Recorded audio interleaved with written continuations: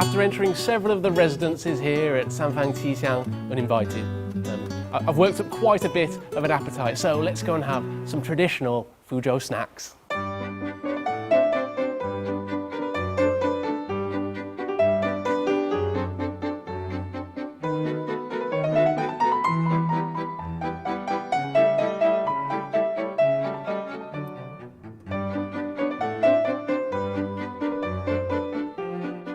This is pretty funny.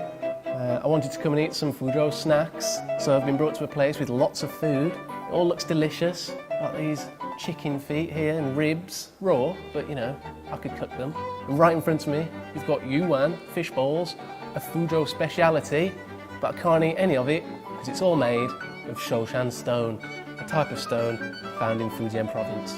Amazing, amazing craftsmanship. Annoying because I'm really hungry, but at least the burger's real. No, it's not.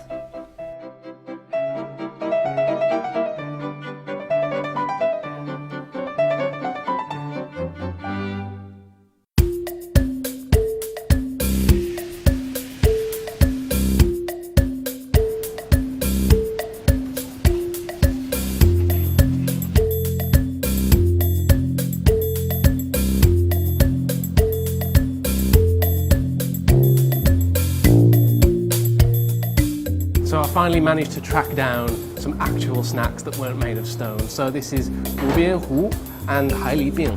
Now, hailibing is oyster pancake, and gubianhu is a kind of soup that you eat together with the oyster pancake. Basically, inside, in the soup, you've got rice noodles, you've got some other vegetables in there, and the soup itself is made from, obviously, a combination of water and dry fish and dried shrimp. Let's try the gubianhu first. You are supposed to eat them together, and I will do that, but let's give this a go. It's very hot. You can definitely taste the dried fish flavour in the soup. Now, this, traditionally, is a breakfast dish. Some people here in Fuzhou still eat it as breakfast, but you know, you can eat it at any time of the day. It's the afternoon, and I'm eating guobianhu and oyster pancake. Let's get the pancake out, give you a quick look there. Right, so inside, as I've said, it's oyster. The flour, or it's not flour on the outside actually, it's rice and soybean, huangdou. So let's give this a try.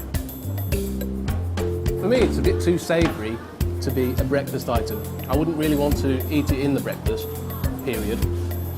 However, for lunch, it's perfect. Now obviously, oyster is a little bit extravagant, isn't it, for breakfast? Inside there is also shrimp and white cabbage and some mincemeat, which explains why it's so utterly delicious.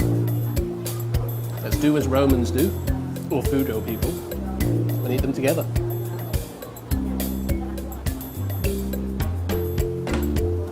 I've had rice noodles before, mi xian, but they're very thin, and you can't really taste the rice. Whereas these, there's a definite rice flavour to them. Still, obviously, very subtle. It is rice, after all. But anyway, I am enjoying this, but once I've finished, I'll have to say I've had my breakfast, so I'll be moving on to lunch.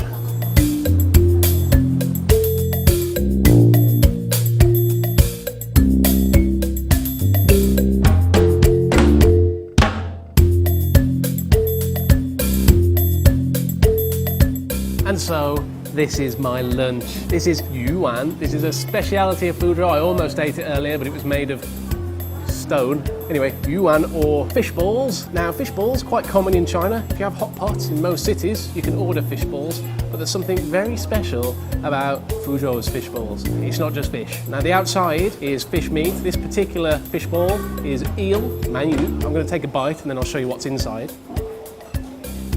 And as you can see, the filling in the fishball is actually meat. Now, this is pork meat inside the eel, which is a very different kind of fishball from the one that you can get outside of Fuzhou. So that's why it's special. It tastes great. It comes in a fish-flavoured soup as well. I'm going to polish this off, hold on. And you can add vinegar to the soup and also pepper. And you eat it all together and it makes for a lovely lunch. Oh, it's really nice. That pepper gives it that little bit of kick. And the vinegar, oh yeah, it's great. And the fishbowl, it's great too.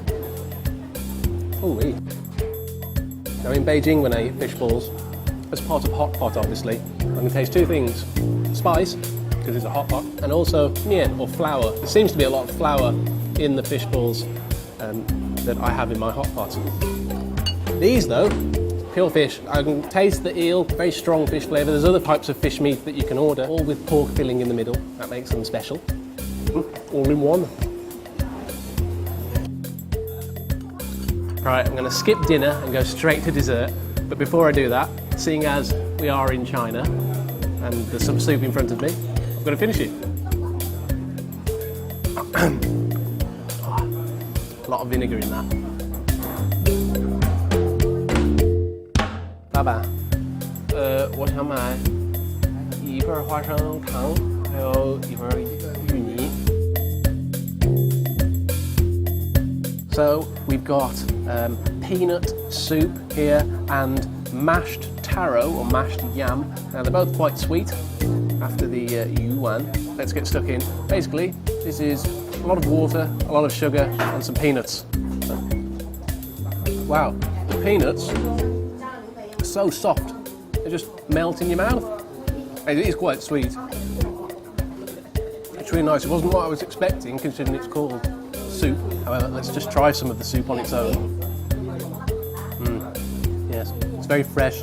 It's very satisfying. I would share, but it's too nice. Ooh, I know, a dribble. Oh gosh, it's that good. I'll show you how soft the peanuts are actually. You can just squash them. Look at that. They've been soaking in the water for a long time. It's super soft. I know this is a bit gross, but